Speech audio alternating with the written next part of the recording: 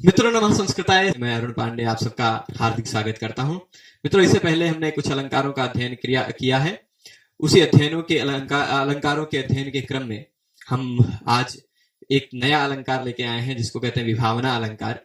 कुछ परीक्षाओं के पाठ्यक्रम में जैसे पीजीटी में हुआ, यूजीसी नेट हुआ, असिस्टेंट प्रोफेसर हुए और अन्य विभिन्न परीक्षाओं में यह पाठ्यक्रम में जहां भी समाविष्ट है उन सभी के लिए यह उपादेय होगा पाठ, क्योंकि काव्य प्रकाश के अनुसार विभावना अलंकार का लक्षण और विभावना अलंकार के भेदों का लक्षण तो बताया गया है पर भेदों की चर्चा नहीं की गई। साहित्य दर्पण में यद्यपि इसके दो भेद बताए गए हैं, उक्त निमित्ता और अनुक्त निमित्ता, परंतु यहाँ पर उसके भेद नहीं बताए गए। यहाँ पर विशेषोक्ति के 3 भेद बता दिए गए, विभावना के 1 को भेद नहीं बताया, विभावना का भेद की गणना नहीं की गई। विशेषोक्ति के 3 भेद बताए गए, पर साहित्य दर्पण में दोनों अलंकारों के, विभावना और विशेषोक्ति दोनों अलंकारों के 2-2 भेद बताए गए।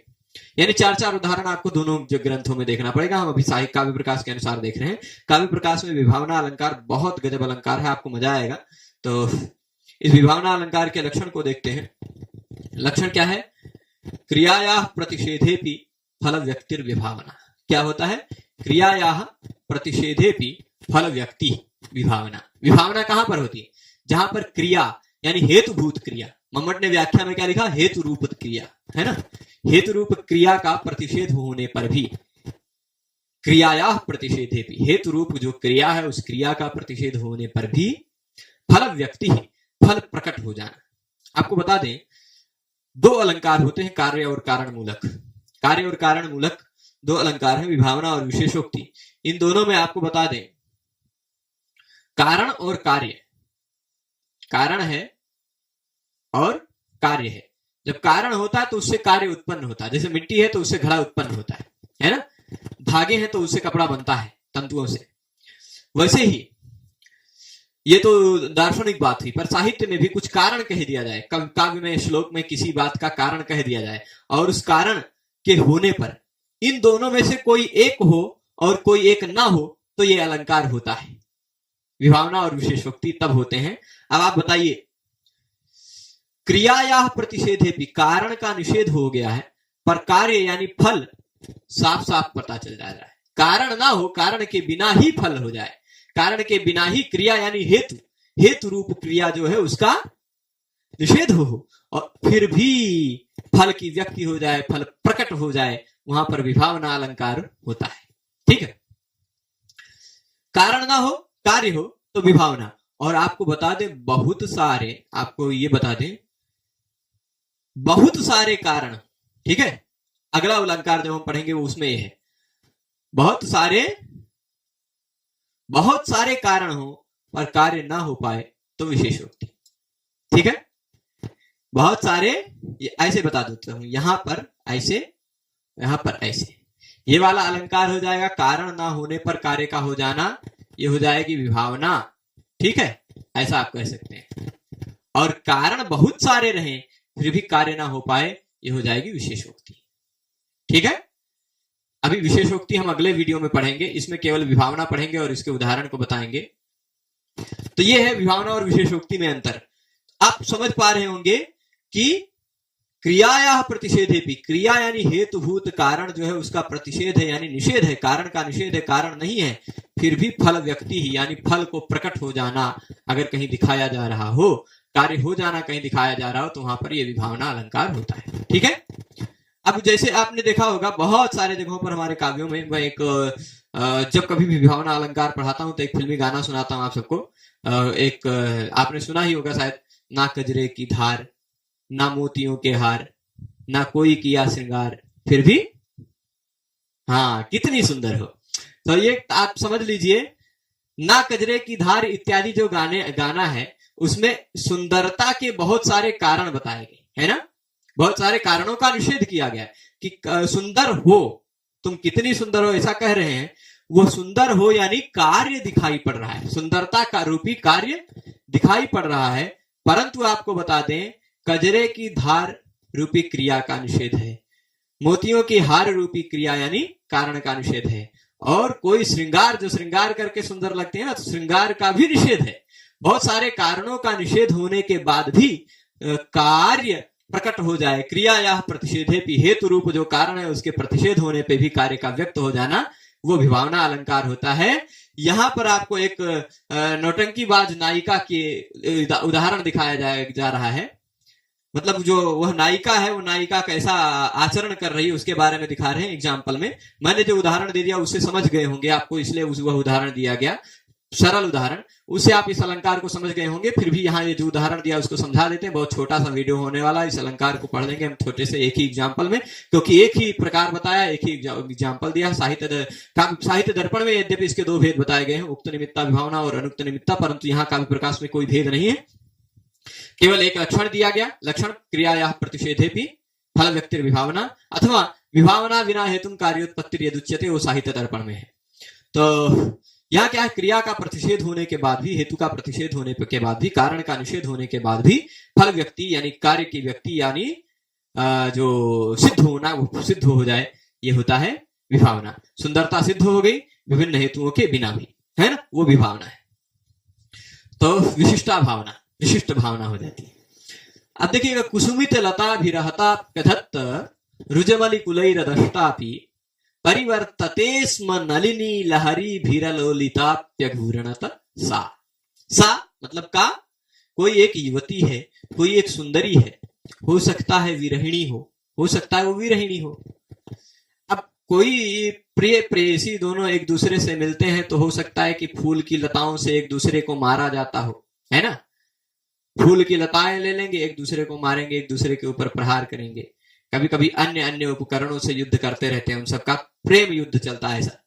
तो अब वह नायिका क्या है, कुसुमित लता भी अहता। हता मतलब होता है मारा जाना, अहता मतलब न मारा जाना। हता का तात्पर्य क्या होगा, मारा जाना, अहता का तात्पर्य होगा न मारा जाना।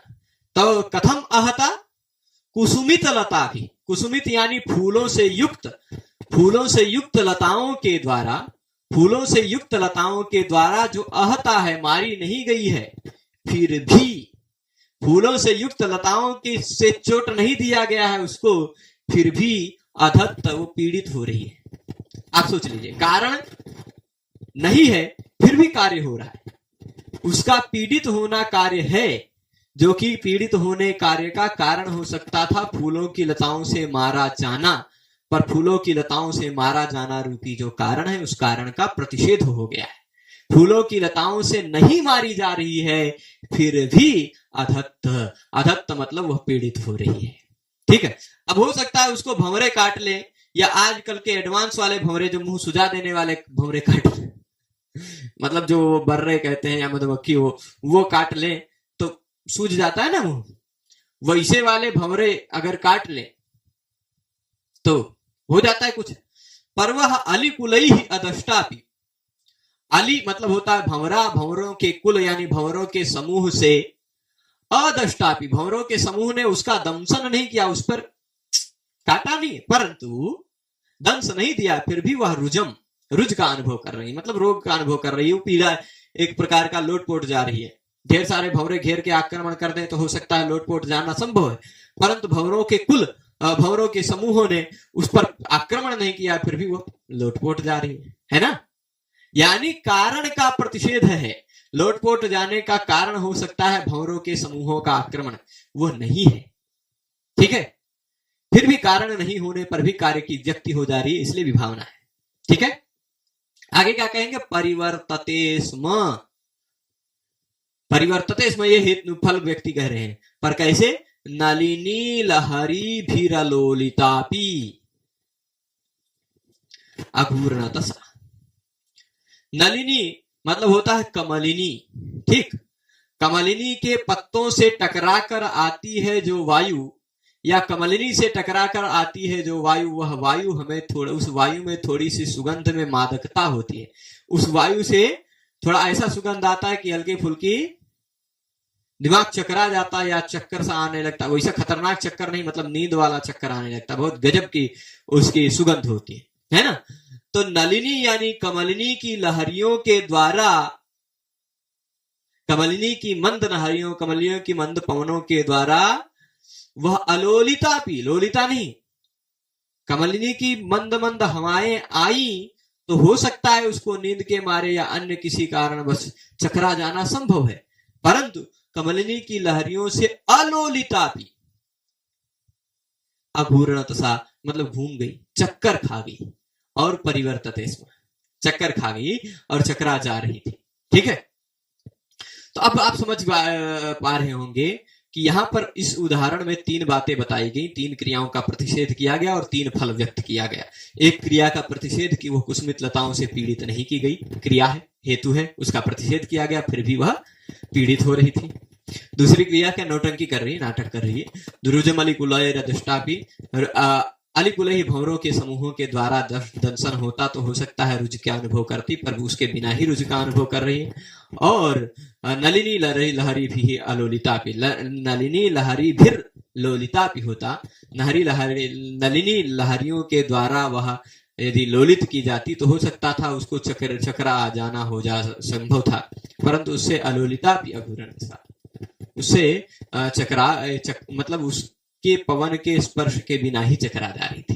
ठीक है, तो यहाँ पर मैं आशा करता हूं कि विभावना अलंकार आपको समझ में आया होगा। एक ही उदाहरण दिया है, एक ही इसका लक्षण भी है। साहित्य दर्पण में इसके 2 भेद हैं। जब हम साहित्य दर्पण को पीजीटी के पाठ्यक्रम के अनुसार पढ़ाएंगे आप सबको, तो वहां पर इसके दोनों भेदों को बताएंगे।